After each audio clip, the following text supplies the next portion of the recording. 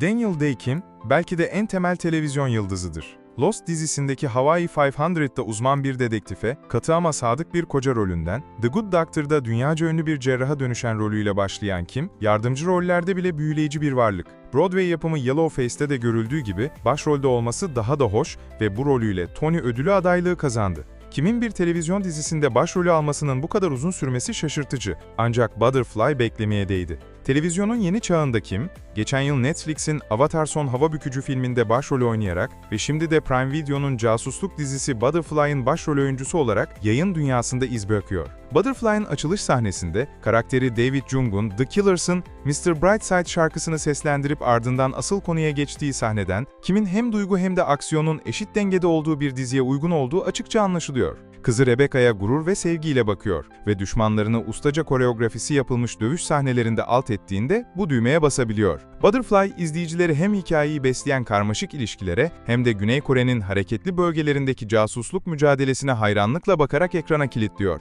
Keşke Butterfly, hikayenin her yönünü yüzeysel olarak incelemeyken tam olarak ortaya koyabilseydi. Butterfly, casuslardan çok aşkla ilgili. Yaratıcıları Ken Woodruff ve Steph Cha, Araç Amel'in aynı adlı çizgi romanını Kim'in başyapımcılığında uyarladı ve dizi Güney Kore'de geçiyor. Dizinin oyuncu kadrosu ağırlıklı olarak Koreli ve Kore asıllı Amerikalılardan oluşuyor. İzleyicileri en çok etkileyecek şey, casuslarla ilgili bir dizi olmasına rağmen çok fazla casusluk faaliyeti olmaması. Bu durum, özel istihbarat topluluğundaki karakterlerin sır saklamaktan, kendilerini tehdit edenleri öldürmekten ve hükümet yetkililerinin perde arkasında dönen büyük ve kötü işler hakkında teoriler üretmekten bahsetmeleriyle çelişiyor gibi görünebilir. Ancak Butterfly, özel istihbaratın lojistik etiği ve çok önemli savaşlar ve bu savaşlara dahil olan ülkeler üzerindeki güçleriyle ilgili değil. Butterfly, sevginin aktif bir bileşen olduğu bir hikaye anlatmak istiyor. Bu aşk hikayesi bir Romeo ve Juliet hikayesi değil. Butterfly, bir baba ve yabancılaşmış yetişkin kızının yıllarca süren terk edilme ve ihanetle boğuşmasını konu alıyor. David'in Rebecca ile ilişkisi, Rebecca'nın 9 yıl boyunca David'in öldüğüne inanması nedeniyle gergin. Rebecca, defalarca iddia ettiği gibi onu korumak için kendi inisiyatifiyle seçmiş. Rebecca'nın sözlü ölümünün ardından David'in kurucu ortağı ve şu anda Caddis casusluk örgütünün lideri olan Juno tarafından büyütülüp eğitilmiş. Başkalarının sosyopat olarak nitelendirdiği sertleşmiş bir suikastçı. Ancak aynı zamanda yıllardır çözülememiş travmaları da var. Havalı gardırobu ve kaygısız tavırlarıyla gömülü depresyonunu gizleyen arketipal bir casus. Tekrar hoş geldin Yelena Belova. Parabo'nun Juno rolündeki performansı onun basma kalıbı karakteri için ferahlatıcı. Ciddi olmak gerekirse, Hardesty katmanlı karakteriyle etkileyici. Rebecca'nın rahatsızlığını dile getiremediği zamanlarda bunu ifade etmek için çoğu zaman fiziksel beden dilini kullanıyor. Butterfly, ona dizginlenmesi gereken bir vahşi ata gibi davranıyor. Ancak bu ideolojiye onun acıları hakkında bir iki monologla karşı çıkıyor. Karakterlerinin ideallerinin neredeyse her bölümde çatıştığı, Kim'le aralarında hoş bir diyalog var ve aynı zamanda ilişkilerini yeniden inşa etmek için sessiz mutluluk anlarını da buluyorlar. Zorlu anları, yetişkin çocuklarıyla bağ kurmakta zorlanan ebeveynlerin ve kendi kimliklerini bulmayı, ebeveynleriyle sınırlar koymayı öğrenen yetişkin çocukların sıradan durumlarına iyi bir şekilde aktarılıyor. Herkesle özdeşleşebiliyor. Butterfly'daki David ve Rebecca ilişkisinin ötesinde tematik aşk varlığı vardır. Juno'nun oğlu, Caddis lideri için bir gerilim kaynağı haline gelir ve Rebecca'ya duyduğu iddia edilen sevginin başaramadığı şekilde pragmatizmini meydan okur. Parabo'nun Inno rolündeki performansı onun basma kalıp karakteri için ferahlatıcıdır. Bu da onu kurumsal manipülasyonun övgüsüyle eğlendirecek, daha az Lex Luthor tipi yapar. Lex Luthor'a karşı bir şeyim yok. Ancak bu tür histerik kötülük, özellikle çizgi roman tarzı hikayeler için ayrılmıştır. Woodruff, Cha ve Parabo, Juno'yu metodik bir CEO ve bir mafya babasının karışımı olarak tanımlar. Yolsuzdur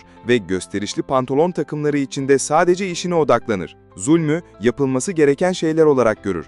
Yapılması gerekli şeyler olarak değil. Doğrusunu isterseniz, Parabo'nun Yellowstone'daki zamanında Kevin Costner'dan görevi alması şaşırtıcı olmazdı. Zayıf kurulum, Butterfly'ın hikayesinin gelişmesini zorlaştırıyor. Butterfly, Tüm temeli bir olay örgüsü üzerine kurulu olsa da, olay örgüsündeki beklenmedik dönüşler konusunda pek de hevesli değil. Hikayedeki beklenmedik gelişmeler tahmin edilebilir veya şok edici olsalar bile, gerçekçi bir şekilde üzerinde düşünmek için biraz zaman harcayacak karakterler tarafından geçiştiriliyor. Ancak Butterfly, seriyi hızlandıran baş döndürücü bir hızla sürekli hareket ederek savaş yolunda ilerliyor. Sonuç olarak, önemli olay örgüsü noktaları, dizinin gerçek altını bulmak için yeterince derinlemesini incelemediği madenler gibi hissettiriyor. Hikaye, neredeyse her zaman güvenle ele aldığı yüzeysel incelemelerden biraz daha ileri gidebiliyor gibi görünüyor. Buna bir örnek, teoride mevcut olan ancak eylemde tam olarak var olmayan bir unsur olan Butterfly'ın politikasıdır. Butterfly'ın casusluk kısmı karakterlerinin kişisel yaşamlarıyla karşılaştırıldığında ciddi anlamda eksik. İkincisi bir sorun değil, aslında mükemmel bir şekilde yapılmış.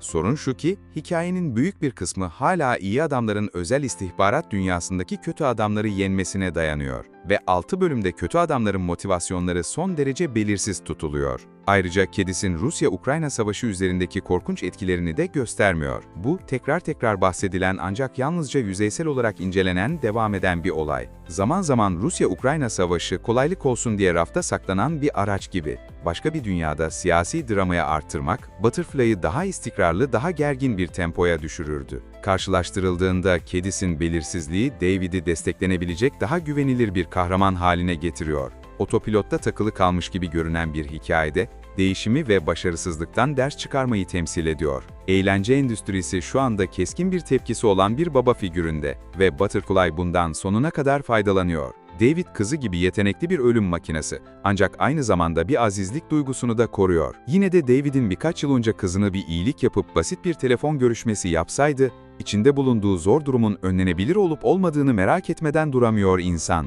Hikaye zaman zaman bu tür kolaylıklarla dolu olabiliyor. Kore kültürü ve etkileyici gösteriler, Butterfly'ı izlemeye değer kılıyor. Dizinin genel havası göz önüne alındığında, ana kadronun yanı sıra Kim Tae-hee, Kim Ji-hoon ve Squid Game'den Park Hae-soo gibi önemli Güney Koreli oyuncular da yer alıyor. Ancak başrolde Daniel Day Kim yer alıyor ve dizi, Güney Koreli Amerikalıların Güney Kore'deki benzersiz deneyimlerini dikkatlice ele alıyor. David ve Rebecca, Güney Kore manzaralarında araba kullanırken Amerikan müziğinin tadını çıkarıyor. Kalabalık sokak lezzet pazarlarında yerel lezzetlerin tadını çıkarıyorlar. Yerliler David'in Korece telaffuzuna laf atarken, Rebecca'nın telaffuzu açıkça yetersiz. David ve Rebecca'nın aileye karşı yükümlülükleriyle casusluk mesleği arasındaki çatışma, mecazi olarak Amerikalı ve Koreli kimlikleri hakkındaki derin duygularını temsil ediyor. Kelebeğin aksiyonu, casusluk türünün son yıllarda gördüğü en iyi aksiyon ve aynısını yapmaya çalışan gelecekteki dizi ve filmlerin onu geçmesi zor olacak. Güney Kore kültürüne duyulan hayranlık,